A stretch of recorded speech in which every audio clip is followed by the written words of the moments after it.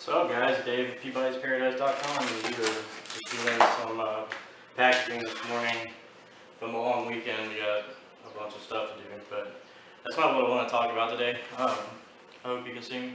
But what I wanted to talk about was these right here, and I wanted to talk about anchoring your plants. This is a lead plant anchor. And these are lead. I mean, they're lead.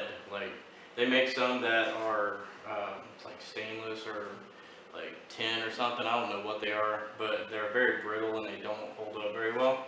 So lead is just the tried and true thing that people use at farms and at stores. So that's what we have also.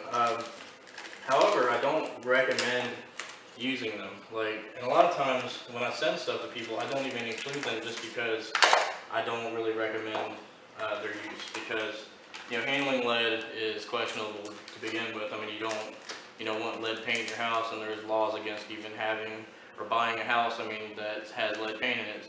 So as far as getting a loan is involved anyway. But so lead is not really necessarily a good thing. Doesn't make things smarter. So it's really not something that you want to be handling all the time, like I'm doing right now, if you can help it. I mean, I honestly don't think that this little bit does a whole lot. I mean, I handle lead sinkers all the time, with like fishing and everything. So I don't think it is that big of a deal. But to avoid having it in the tank, whether or not it does anything, probably not. But I don't want it in the tank. I don't want to put my hands in the tank knowing that it's full of lead.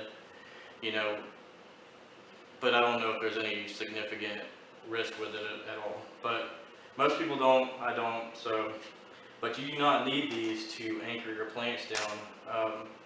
The first thing is get a good substrate. I mean, that's a big part of it.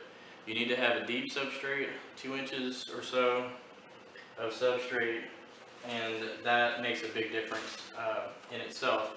Like if you can get a couple of inches to work with, then you can actually push the plants down into it rather than having to weight each individual stem down or whatever.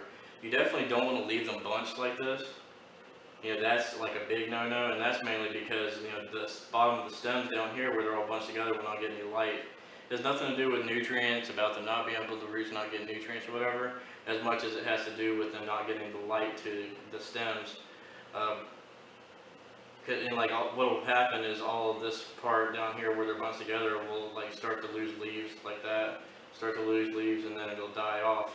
So you want to put, you want to separate them out and give them at least like a ½ inch or so, just enough room to get light in there with them. And if you do get these and the stems on the bottoms are mushy or dying or dead or whatever, it's not a big deal. With stem plants, it's no biggie. Just trim it off.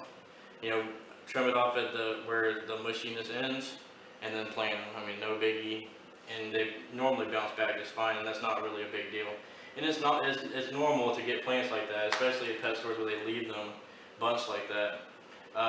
We do not try to leave ours in bunches like that. Some of them we do just because they're very small stems, like these guys, for example, are very small stem, and if we don't, then they get all over the place. But also, these are not very demanding, so they don't really suffer that much from being bunched up like that. But like all of our bigger stuff, we keep it all separate. I mean, as soon as we get these things in, we take the bunches apart, and then we plant them all individually, just like you would in a tank. So because we really want them to be healthy, and we want to treat them the best that we can. But yeah, as far as weighing your plants down, use a good substrate. That has a big part to do with it. Just using regular rocks, neon colored rocks from Walmart or whatever, is not really ideal. You can still do it with that, but you just got to use a deep enough substrate to get it down in there. And I mean, there are other different things, like they make some plastic tabs you can put on them to weigh them down.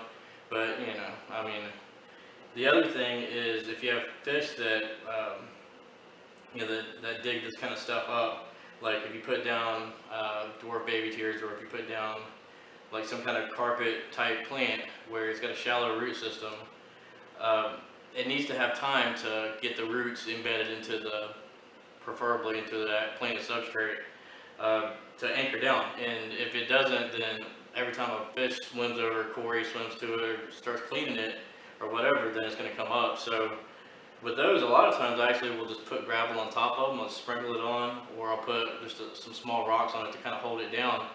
A couple bits of it might not get light for a while, but plants will grow, they'll grow around it, and then also they'll come back, but the main thing is just to get it rooted in first and then let it, and let it go from there. So that was just one quick thing I wanted to talk about. Don't use lead. I mean, you don't need to use lead. You don't need to cut it up into, and save your strips and use them up, and, it's just a lot of work. And I mean, no, just don't do it. And there's ways around it. I mean, that's just the way I do it. It's not the way everybody does it. So, all right, guys, have a good one.